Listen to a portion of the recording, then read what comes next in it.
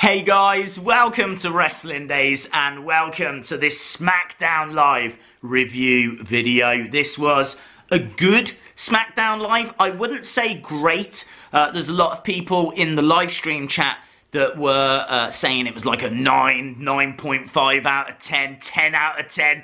I would say 8 at most. And the reason I say that is because there was nothing that was like epic. There's nothing groundbreaking that happened. I would say the showdown at the start was probably the best segment. The showdown being between Becky and Triple H. It kind of led to a slap. Nothing more than that. Kind of wanted more. Truthfully, I didn't want anything at all, if I'm being perfectly truthful. I kind of wanted them to keep Becky off TV for a while. I want them to kind of run down Becky. I want them to talk trash about Becky. You know, Charlotte could have done an opening promo where she just laid into Becky. And then was like, well, look, Becky's here tonight. Let's get Becky out. Let's get some answers from the man herself. Becky's music could hit and then she doesn't. Oh, that's right. She's suspended. That would have been great heel work for Charlotte. And it would have meant that Charlotte could have said whatever she wanted because the man wasn't there. And all you're going to do is make it an even bigger moment when the man arrives. It was still a cool moment. Take nothing away. Her coming through the crowd was still a great shot. I definitely thought this was a better segment than what we saw on Raw. I definitely felt that it was Triple H doing the work here. And I feel like that's the right way forward. Becky should just be firing back with witty one-liners and punches, slaps, whatever it needs to be. She shouldn't be having to do the majority of the promo work. You know, Stone Cold Steve Austin wasn't doing the majority of promo work. Plus also, she gets very emotional when she's talking and doing her promos. I also feel that she needs a catchphrase. She needs, you know, like how Daniel Bryan had yes. And then you've got the Elite. I've got the Elite. The Elite. Wherever they show up at the moment on Being the Elite, the crowd just, the Elite. The Elite. What happens when the man steps out? When the man steps out, it's just cheering and applause. She needs her own catchphrase. She needs something for the crowd to be chanting. Even if it is the man, the man. I mean, that is literally the worst idea in the world. But you get what I'm saying. Let that be her voice. Let that be Becky's talking.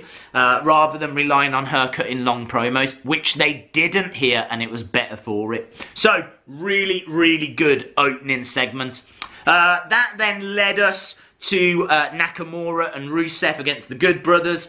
Honestly, this was a so-so match. It was okay. Nothing wrong. It was nice to see the Good Brothers, aka the Club, in action. But unsurprisingly, Nakamura and Rusev picking up the victory here. Thought that they would. I feel like that's a tag team that's going to be around for a while because they literally have no idea what else to do with them.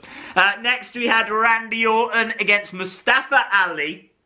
Great match. Really enjoyed this. Loved the spot where Mustafa Ali was up top and he faked that he was about to jump. And Randy went into the, just automatically went into the RKO position. But Mustafa Ali didn't jump. And so then he was able to get the upper hand. Sadly, Mustafa Ali went up just one too many times. Randy Orton taking the legs away from Mustafa Ali. And as Ali flies into the air, bang! RKO out of nowhere. Beautifully done. No one does it better. So, yes, very, very cool and a good little match. Randy Orton picking up the victory. We then got the Daniel Bryan promo, which I was a little disappointed with. Really cool that someone in the front row had made their own bio-friendly belt. Hats off. I mean, I won't because it's a mess. Well, go on, look. There you can look at that. I shouldn't have. But well done to him for making his own bio-friendly belt.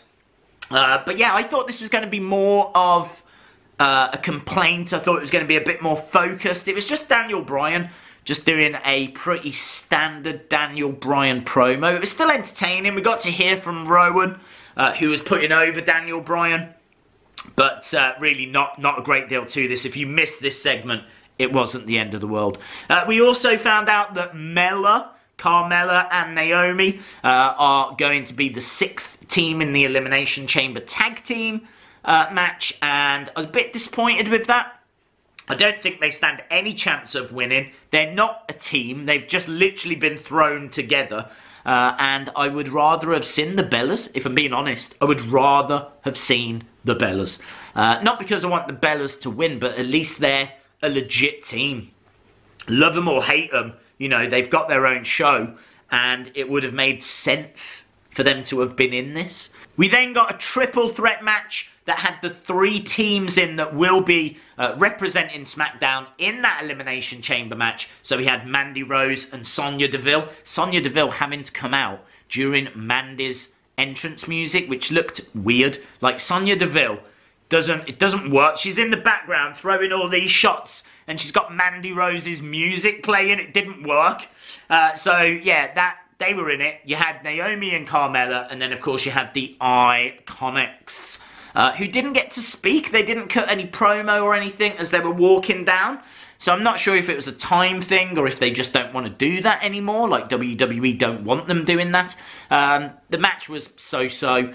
I said it in yesterday's video, with these multi-team tag matches, why isn't there always one member of each team in the ring? So there were 3 teams, so why were there not 3 women in the ring?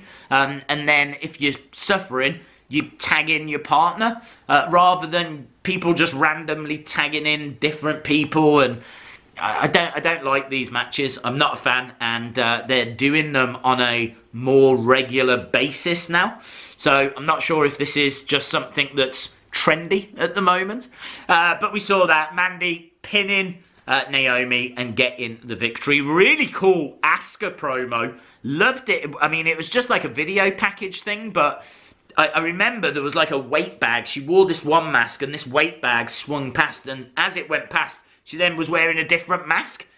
It was cool. It really got across the fact that Becky is the man, but Asuka is the Empress. And I'm telling you right now, I am Team Asuka till the cows come home, and there aren't any cows. They're not coming home, so that means I am permanently Team Asuka. So yeah, I love Asuka. Loved that video package. Thought it was fire.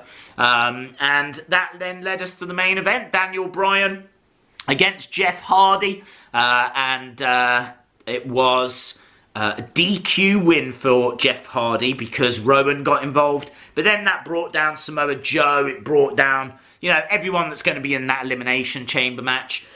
We did see Samoa Joe earlier. He attacked Randy after Randy had beaten Mustafa Ali. Obviously, you know, Samoa Joe just operates for himself. And I was saying in the stream, the live stream, you know, why isn't it that we've got more characters? Why is it that all of these superstars are just wearing their own merchandise? Samoa Joe cut a bit of a promo where he was saying he was going to bring devastation. It's like, I'm watching him and he's got a Joe shirt on. I feel like he should have some kind of military attire. Nothing like really out there. I'm not saying let's deck him out like Sergeant Slaughter. But I'm just saying, you know, if he's talking about devastation and he operates for himself, why not dress him up as a bit of a vigilante? Why not dress him up as a bit of a, you know, someone that operates on their own, some kind of independent militia? That's a good word. He could dress up as a militia. So, yeah, I would like to see them doing more of that. I would like to see them kind of giving these people just a little bit more in their characters. Rather than, right, Iconics, you wear your shirt. Joe, here's your shirt. AJ Styles, there's your shirt. And everyone just goes out wearing their own shirts. So, as I said, good episode of SmackDown Live. Nothing really spectacular, but much, much better than Raw. Let me know your thoughts in the comments below. I would like to see them keep Becky off TV next week, maybe. Have her come down during Ronda's match at Elimination Chamber. I think that could be fun. Don't know what the future's going to hold for Charlotte. There's been no announcement for Asuka having a match at Elimination Chamber. There's been no announcement for Ronda having a match at Elimination Chamber. I'm just guessing Ronda will. I'm guessing it's going to be Ronda against Ruby Riott, but no idea what Asuka's doing. Maybe she's going to have the night off.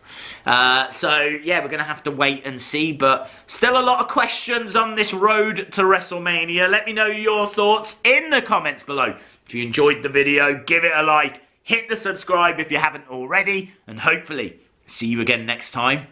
Bye for now.